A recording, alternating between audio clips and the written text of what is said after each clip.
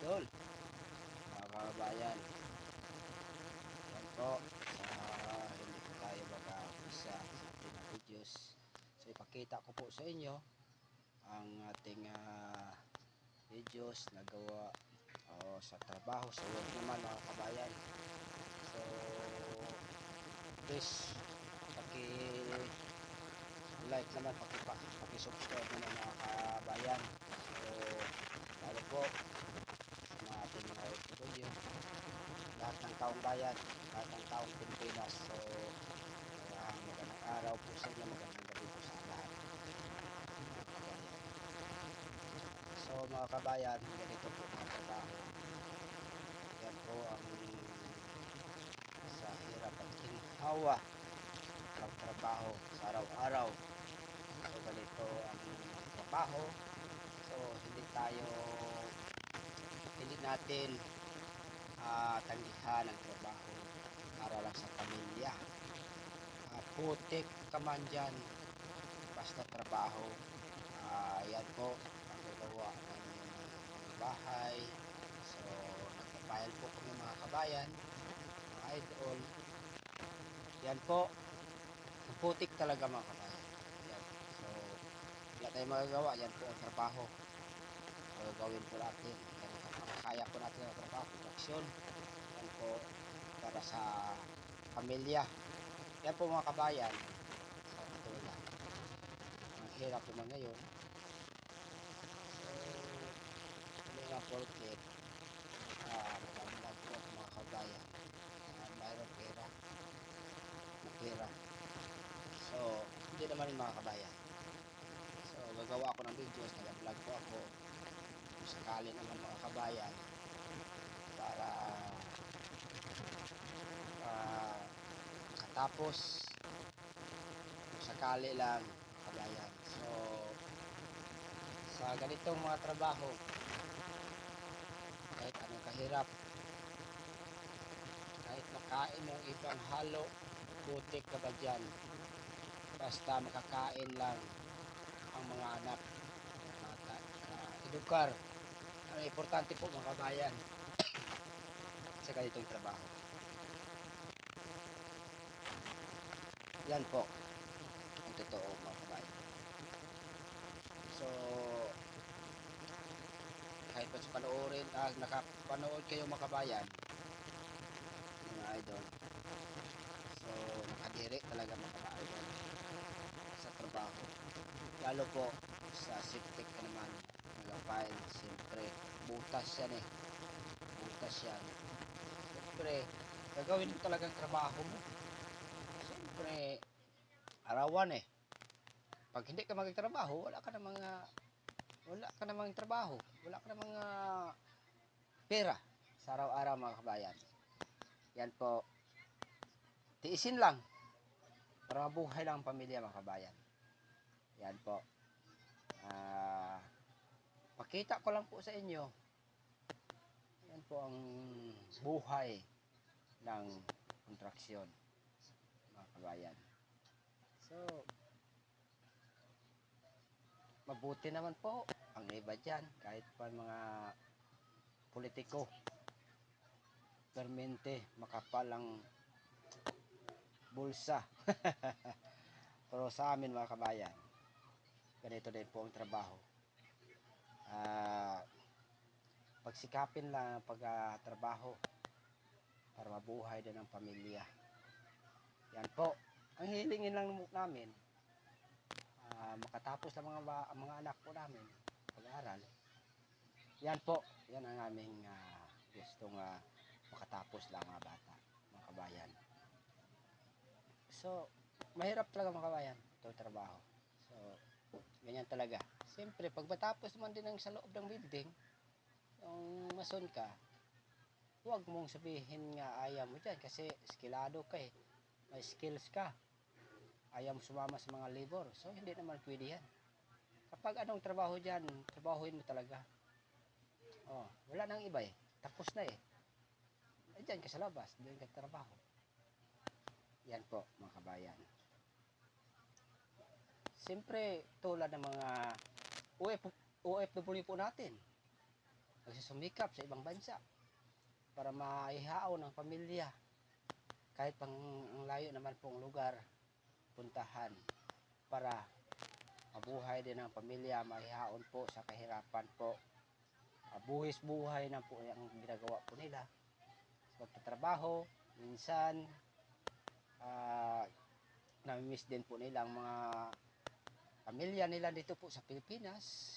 Kahit pa sino pa dyan mga kabayan, mamimiss mo talaga yung mga pamilya mo naiwan po sa probinsya, sa Pilipinas po mga kabayan. So, kailangan talaga mag-ingat mga kabayan. Siyempre, lalo po, lapit din ang Pasko. Pasko nyo, December naman po tayo ngayon.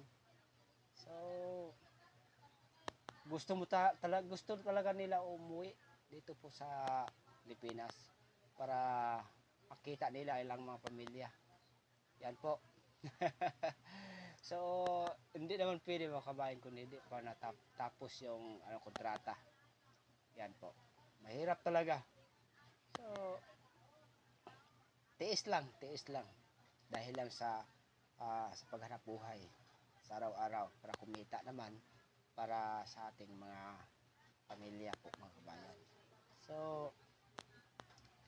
mga kabayan, ganito rin talaga ang buhay. Weather lang. Yan po. Pakita ko lang po sa inyo ang videos. Ang hirap ng buhay ngayon, lalo po mga kabayan sa ngayon. Ang mahal namang bilihin.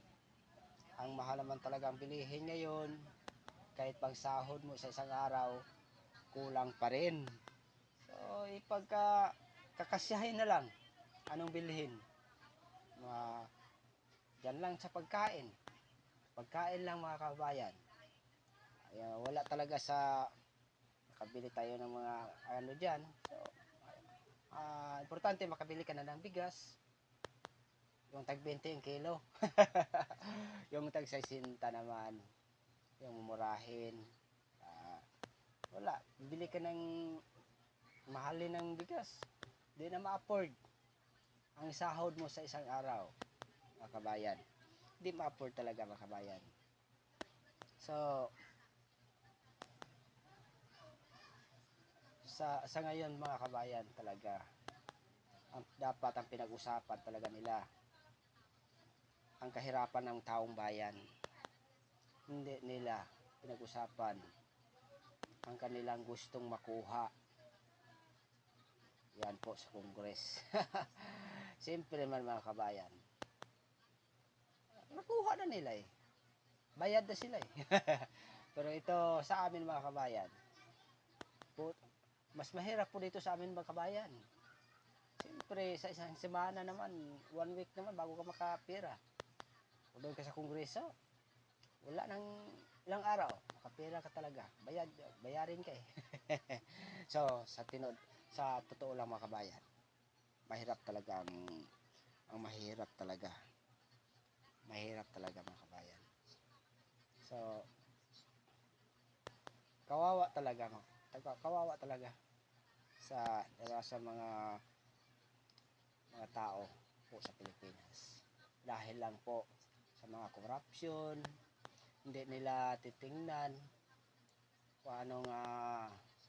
hindi nila titingnan magkano pang sahod sa mga tao. Dapat yan natutukan talaga nila mga kabayan. Ang sahod ng magagawa talaga. Yan po, importante. Lahat ng tao dito po sa mundo o sa Pilipinas, mahirap. Ano bang hindi makahirap? Siyempre, ang gobyerno po natin, sila lang ang nagpakinabang dyan. Ang taong bayan, hindi naman mapakinabang. Yan po, ang totoo. Ang mahirap, lalong mamahirap. Ang mayaman, lalong mayaman. Yan po. Yan. Pero sa ganyan lang talaga. At least may trabaho naman. Solve din na nating mga bata mag-eskwela, may pamasahe. Yan po. Siyempre pag mataas ng ano ng anak mo, share po nila, lalong tumataas din ang bayaran. Yan po mga kabayan. So, wala namang puntahan ng mga mamahirap. Wala talaga. So, sabi ko lang po sa mga gobyerno ngayon, tutukan talaga nyo ang mga kontraksyon, lahat ng magagawa talaga mga kabayan. Mga nandyan po sa Kongreso, huwag nyo tutukan pagsisira sa isa't isa sa inyo, mga politiko. Ang tutukan nyo po ang taong bayan. Anong paghihirap po dito sa Pilipinas? Yan po. Yan po. Dapat tutukan. Yan ang dapat tutukan talaga. Huwag natin tutukan ang sarili natin kasi mayroon tayo eh. May sahod pa kayo sa gobyerno. Siyempre, may sahod kayo. Upo lang kayo dyan. Upo lang kayo sa upuan. Ang mga manggagawa, wala talaga. Pawis talaga. Ang init pa naman sa ganitong trabaho, kontraksyon. Mga kabayan. Yan po, walang magagawa talagang ang mga pobre na magawa. Kahit ano patrabaho sa kanila, yan po ang tatrabahuin po nila. So, thank you so much sa papanood sa aking videos. So, sana naman panoorin nyo aking videos. So, paki-like and paki-subscribe naman ating videos. Yan po ang makatulong po sa amin mga kabayan. Yan po, wala kaming inaasahan, kundi ganyan. So, thank you. Maraming pong salamat po sa inyong lahat. Sa mga OFW na po natin. So, thank you so much po sa taong bayan sa Pilipinas po. Thank you po sa inyong lahat.